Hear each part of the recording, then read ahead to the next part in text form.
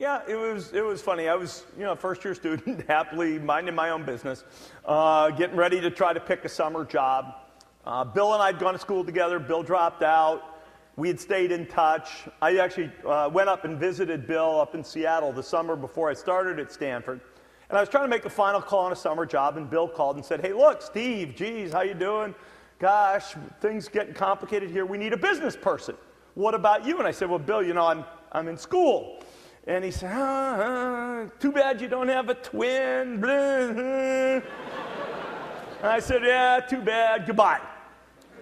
And then I thought about it overnight. And I said, "Well, geez, Bill's the smartest guy I ever met."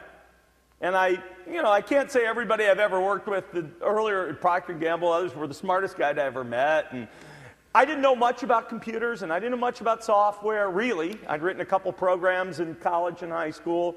But I said, I should at least check this out. And I called them up, and I said, "Look, I'm going to go check out these other summer jobs, but then I'll come visit you." And ultimately, what I wound up deciding was it was terribly low risk. I could go, if things weren't working out by the end of the summer, he'd fire me, and I'd go back to Stanford Business School. That didn't sound too terrible. If things didn't work out long term, they still have a spot for me, I think, if I want to go back and finish my MBA. It's just not that high risk when you get right down to it. I didn't have any bills. I didn't have any family. I didn't, what was the risk?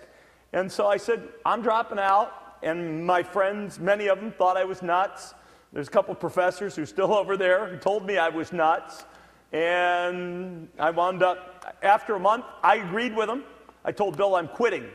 I'm going back to Stanford. And Bill said, "No, you're not. You don't get it." And our motto is something he actually said to me to get me to stay. He said, "Steve, you don't get it. We're going to put a computer on every desk in every home.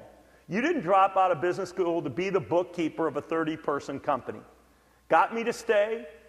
And, in a sense, you could say after that point, I never really looked back.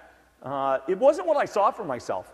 When I went to Stanford, I would have told you I would have been a consultant, an investment banker, or I would have gone to work for a big company. In fact, I was interviewing for a summer job with Ford, where my dad had worked. And so I thought of myself more as a big company guy. And 29 years later, I'm a big company guy. Right, super.